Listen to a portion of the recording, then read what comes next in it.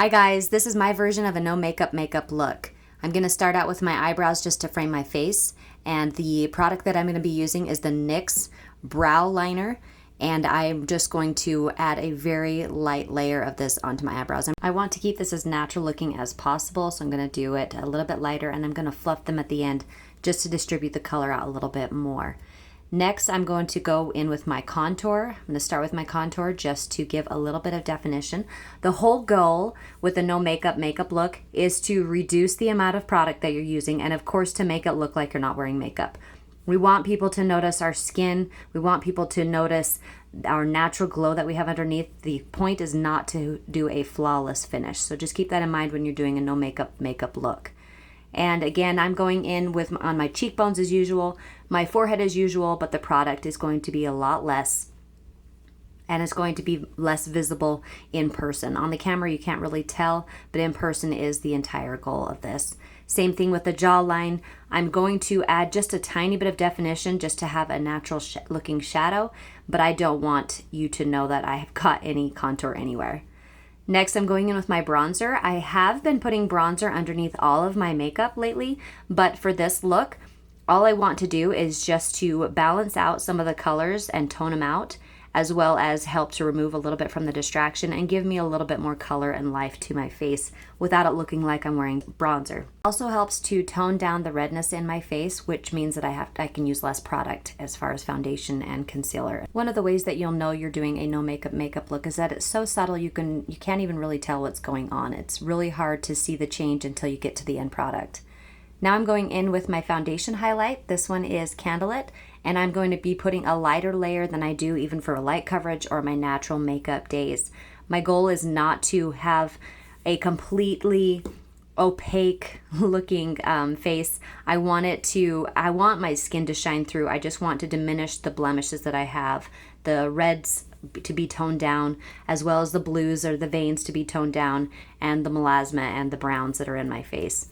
I want all of that to look less obvious, but I still want my skin to shine through, so you're still going to see a little bit of my natural flaws come through just a little bit. I want to look real, and I want people to look at my skin and believe that that is my natural skin. I want that the glowing and the natural luminosity to look like it's mine without them knowing I'm wearing makeup. I don't want it to be visible. I would rather have them think and believe that that's my natural skin without wearing makeup. That is usually what I'm going for when I do a no makeup look. Now I'm just taking some of that same color and I'm just covering some of the blemishes up on my forehead and around my eyebrow, and just feathering that color around to blend it in and make it just look natural. These two colors are from the Demi-Line. It's an R1 and an O1. Right now I'm applying an R1 to some freckles and melasma I have underneath my right eye. The R1 actually stands for red, the R stands for red, and it helps to help the distraction of the browns that come through on the freckles, which has a green undertone. So that's why that works so well.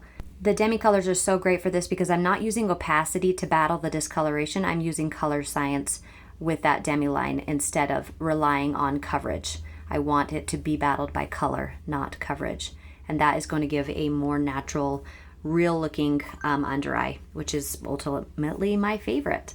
Now I'm using the O1 on this side because I have some blues and some purples, some discoloration, and that stands for orange, and that helps to battle the discoloration with the blue undertones. And then I'm going to use some of that foundation highlight on my inner eye. I get some blues in there, but they're a little bit deeper, so I need a little bit more coverage for that.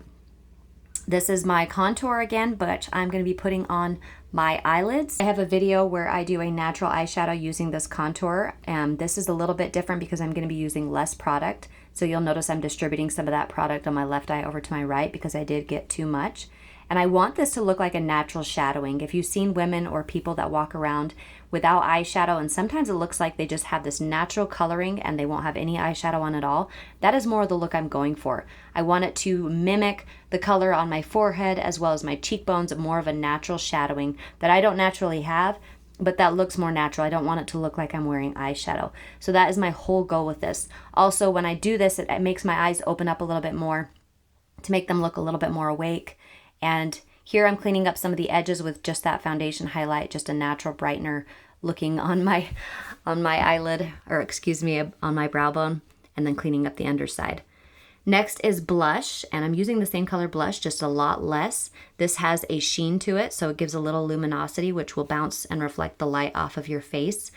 But this is going to be looking like a natural flush. I'm not putting as much on as I typically do, where you can typically know that I wear blush when I usually wear it. This is going to be a little bit different. And then just taking some of that color on my lips. Finally, with mascara, my goal here is to make my eyelashes look dark, not to make them look like I have mascara. Another technique could be just adding the mascara to the tips of the eyelashes instead of the base like I am here. That will give it even more of a natural look. But I want it to look like I just have naturally dark eyelashes like my little girl. That's what she's got, these naturally dark lashes. I want it to be more like that.